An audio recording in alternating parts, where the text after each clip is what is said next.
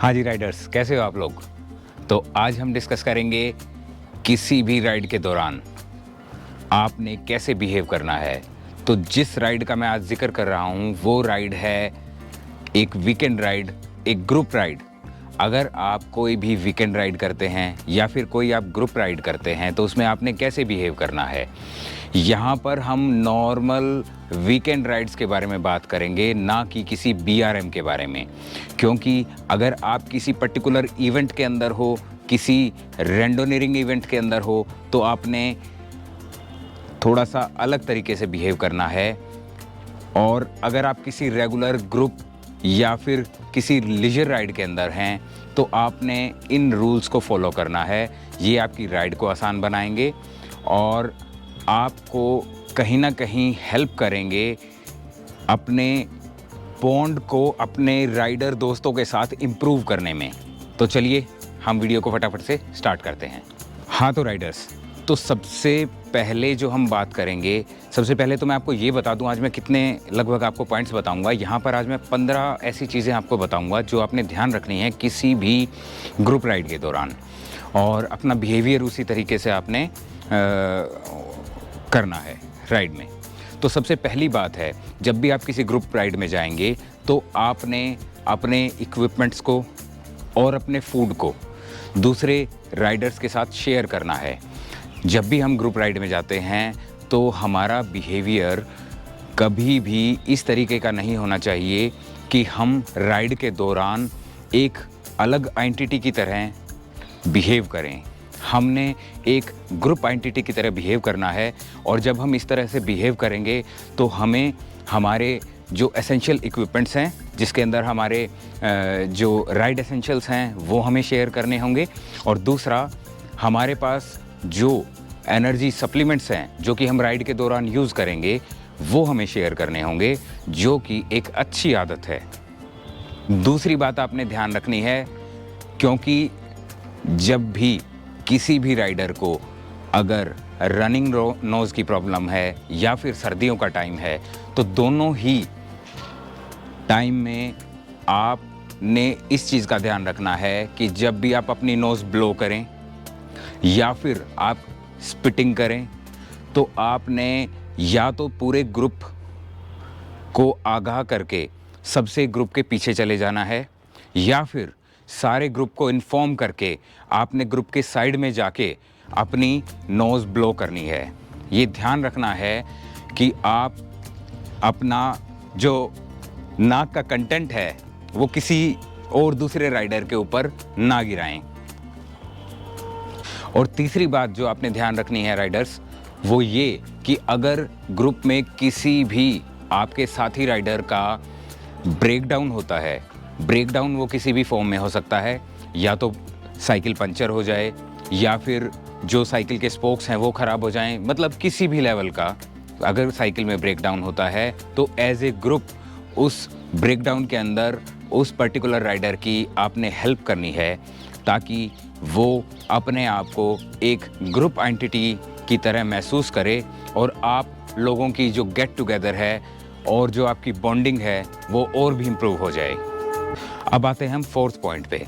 Fourth point पे आपने ध्यान रखना है, जब भी आप राइड करते हैं तो आपने ईयरफोन्स या हेडफोन्स का इस्तेमाल नहीं करना। अगर आप ईयरफोन्स या हेडफोन्स का इस्तेमाल करेंगे तो आप उस ग्रुप से कट जाएंगे, आप as an individual entity behave करेंगे, जो बहुत ही गलत बात है। अब जो फिफ्थ इम्पोर्टेंट पॉइंट है उसमें आपने किसी भी स्पेशल गैजेट का, जैसे कि कई राइडर्स मैंने ग्रुप में देखे हैं कि एरो बार्स इस्तेमाल करना शुरू कर देते हैं, एरो हेलमेट्स इस्तेमाल करते हैं, या किसी टाइप का बहुत ही स्पेशल गैजेट्स इस्तेमाल करते हैं, तो वो एक अलग सा यूनिक सा एक राइड आउटफिट के अंदर आएगा, और जितने भी राइडर्स हैं उनका ध्यान भी खींचेगा वो, और एक सेंटर ऑफ अट्रैक्शन या लाइट में आने की कोशिश करेगा। तो मेरे हिसाब से ऐसा कुछ नहीं करना चाहिए किसी भी राइडर को। जैसा एक नॉर्मल रूटीन साइकिलिंग अटायर है वो उसे इस्तेमाल करना चाहिए, और ग्रुप के अकॉर्डिंग उसको राइड अपनी कंप्लीट करनी चाहिए। सिक्स जो इम्पोर्टेंट पॉइंट है वो है जब भी आप ग्रुप में राइड करेंगे तो आपने कभी भी किसी अपने साथी राइडर के साथ किसी भी पॉइंट के ऊपर डीप आर्गूमेंट्स के अंदर नहीं जाना है। आपने जो अपनी बातें हैं वो लाइट रखनी है, अपनी जो डिस्कशन है उसे आपने लाइट रखना है। कुछ इस तरीके का हेल्दी डिस्कशन आपने राइड करते वक्त करना है कि आप किसी भी कॉन्फ्लिक्ट के अंदर ना पड़ें, ताकि आपको राइड का आए असली मज़ा। अब है पॉइंट नंबर 7। यहाँ आपने क्या ध्यान रखना है, जब भी हम ग्रुप में राइड करते हैं तो कुछ राइडर्स ऐसे हैं जो कि थोड़ा सा फास्ट चलते हैं, यानी कि जिनकी जो पेस है काफ़ी फास्ट है, और कुछ राइडर्स ऐसे हैं जो थोड़ा सा स्लो चलते हैं। फॉर एग्जांपल कुछ राइडर्स जैसे 28, 29 की स्पीड या 30 की स्पीड पर चलेंगे, या फिर कुछ राइडर्स ऐसे होंगे जो कि 21, 22 की स्पीड पर चलेंगे।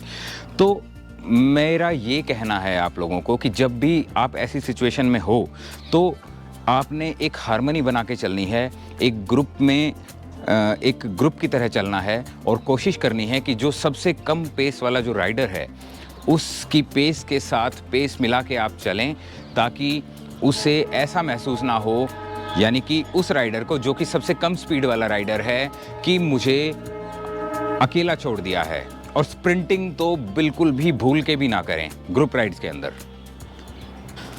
अब जो 8th इंपॉर्टेंट पॉइंट है उसमें आपने क्या ध्यान रखना है कि जब भी आप ग्रुप में राइड करते हैं तो टाइम टू टाइम आपने एक राइडर को नॉमिनेट करना है कि वो एज ए पायलट वो ग्रुप को गाइड करे और आगे ज़्यादा विजिलेंट रहे और ध्यान रखे ट्रैफिक का, पोर्ट होल्स का, और दूसरी ऐसी बातों का जिनसे कहीं ना कहीं ग्रुप को या उसे नुकसान होने की चांसेस हैं।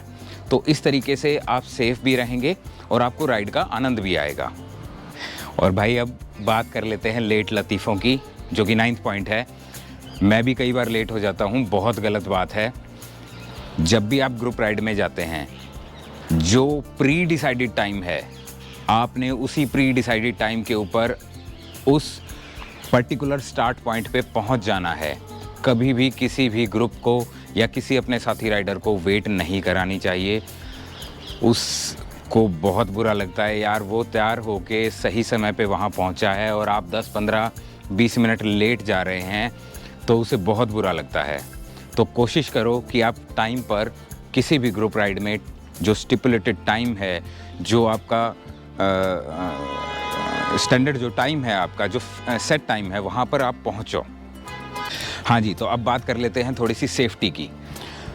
अब जब भी आप ग्रुप में राइड करोगे तो आपने ये ध्यान रखना है, क्योंकि राइडर्स सारे के सारे आसपास हैं, क्योंकि वो आसपास हैं तो आपने ध्यान रखना है कि सडनली ब्रेक को अप्लाई नहीं करना है। अगर कोई ऑब्स्टेकल आता है तो उसका ध्यान रखना है, विजिलेंट रहना है कि आगे कोई ना कोई पॉट होल है, कोई ऑब्स्टेकल है, कोई ट्रैफिक है किसी भी तरीके का, और स्लोली ब्रेक्स को अप्लाई करना है। देखिए, इमरजेंसी है वो बिल्कुल एक एक्सेप्शनल केस है, वहाँ कोई कुछ नहीं कर सकता, लेकिन इन रूटीन आपको जो ब्रेक्स अप्लाई करने हैं वो स्लोली करने हैं, ताकि आपका जो पीछे वाला जो राइडर है वो आपके अंदर क्रैश ना कर जाए। अब जो 11th पॉइंट है वो भी सेफ्टी से रिलेटेड है। आपने जब भी साइकिलिंग करनी है तो आप ज़्यादा दूसरे राइडर के क्लोज साइकिलिंग ना करें, यानी कि क्लोज ड्राफ्ट ना करें। कम से कम 2.5 से 3 फुट दूरी अगले साइकिलिस्ट से, यानी कि जो साइकिल के जो मिनिमम जो डिस्टेंस है वो 2.5 से 3 फुट का बना के रखें। इसमें आपकी भी सेफ्टी है और दूसरा जो राइडर है वो भी सेफ रहेगा राइड के समय। अब यार एक कंडीशन का हम डिस्कशन करेंगे, जिसके अंदर अगर हम राइड कर रहे हैं और वो मॉनसून सीज़न है या फिर रेनी सीज़न है, तो रेनी सीज़न के अंदर क्या होता है कि अगर बरसात है या रोड पर पानी है, तो उस केस में अगर आप राइड कर रहे हैं तो जो आपका पिछला राइडर है उसके ऊपर पानी की जो ड्रॉपलेट्स हैं वो गिरेंगी।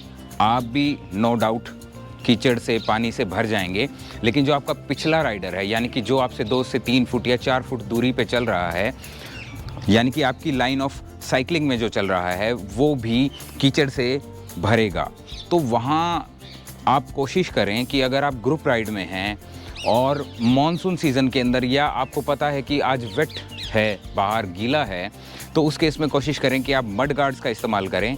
उससे ना केवल आप खुद कीचड़ से बचेंगे और जो आपका साथी राइडर है जो कि आपके पीछे चल रहा है वो भी कीचड़ से उसका काफ़ी बचाव रहेगा। अब जो 13 इम्पॉर्टेंट पॉइंट है वो है सेफ्टी से रिलेटेड। ये भी सेफ्टी से रिलेटेड है। यहाँ आपने क्या चीज़ का ध्यान रखना है कि जब आप ग्रुप राइड्स करते हैं तो आपने अपनी साइकिल को वेव करते हुए नहीं चलाना है। आपने कई बाइक राइडर्स यानी मोटरसाइकिल राइडर्स को देखा होगा, कई बाइसिकल राइडर्स को देखा होगा कि जब भी वो टू व्हीलर चलाते हैं और थोड़ा सा मस्ती के मूड में होंगे तो वो थोड़ा सा बाइक को या बाइसिकल को अपना वेव करते हुए चलाएंगे। तो यहाँ प्रॉब्लम क्या है कि जब भी हमारे से आगे चलने वाला राइडर वेव करता है और हमारा यानी कि जो पिछला राइडर है उसका जो डिस्टेंस है वो सेफ डिस्टेंस पर नहीं है, तो उस केस में जो पिछले राइडर का जो व्हील है यानी कि जो अगला राइडर है उसका जो पिछला व्हील है यानी कि जो उसका रियर व्हील है वो पिछले आने वाले राइडर के अगले व्हील के साथ अगर वो टच करता है तो 100% चांसेस हैं कि आप गिर जाएंगे। और मैंने ऐसे केसेस देखे हैं जहां पर इस तरीके से राइडर गिरते हैं ग्रुप राइड्स के अंदर और उन्हें काफ़ी चोट लगती है। तो आपने ध्यान रखना है, आपने वेव नहीं करना है। अगर आप वेव करते भी हैं तो आपने किसी सेफ जगह, ऐसी जगह वेव करना है जहाँ पर कोई ट्रैफिक ना हो। थोड़ा मस्ती का मूड है आप कीजिए, लेकिन इस बात का ध्यान रखिए आपके पीछे के राइडर का और आसपास के ट्रैफिक का। अब जो 14th जो इम्पोर्टेंट पॉइंट है, 14th के अंदर क्या है कि आपने किसी भी ग्रुप राइड के दौरान स्प्रिंटिंग नहीं करनी है। आपको किसी को ये दिखाने की ज़रूरत नहीं है कि आप कितने ताकतवर हैं, क्योंकि आप एक ग्रुप राइड के अंदर आए हैं, क्योंकि आप एक सोशल राइड के अंदर आए हैं। तो वहाँ पर आप ग्रुप में ही रहिए, एक एंटिटी की तरह बिहेव कीजिए सभी के सभी, और स्प्रिंटिंग को जहाँ तक हो सकता है अवॉइड कीजिए। ये स्प्रिंट करना काफ़ी बुरी बात है। जब आप ग्रुप राइड के अंदर स्प्रिंट करते हैं तो ये मतलब अच्छा नहीं लगता। अब जो 15th है लास्ट पॉइंट जिसका हम डिस्कस करेंगे, वहाँ आपने क्या ध्यान रखना है कि जो आपका सबसे अगला राइडर है यानी कि जो आपका पायलट राइडर है वो जब भी लेफ़्ट या राइट मूव करे या कोई भी उसे आगे ऑब्स्टेकल दिखे तो वो इशारों से अपने पिछले राइडर्स को इन्फॉर्म करे कि आगे कोई ना कोई ऑब्स्टेकल है या फिर उसे लेफ़्ट या राइट मुड़ना है। तो वो वेव करके अपने जो पिछले राइडर्स हैं उनको वो बता सकता है कि उसे क्या अगली एक्टिविटी करनी है। इससे एक तो क्रैश से आप बचेंगे और जो आपकी राइड है वो स्मूथ हो जाएगी, अच्छी आपको राइड यहाँ पर मिलेगी। हाँ तो राइडर्स, ये थे 15 ऐसे पॉइंट जो कि आपने किसी भी सोशल राइड, किसी भी ग्रुप राइड के अंदर ध्यान रखने हैं। होप करता हूँ कि आपको ये जो वीडियो है, ये जो मेरी कोशिश है, ये पसंद आई होगी। तो राइडर्स, आपके समय के लिए बहुत बहुत धन्यवाद। मिलते हैं ऐसी किसी वीडियो में। Till then, thank you, bye bye.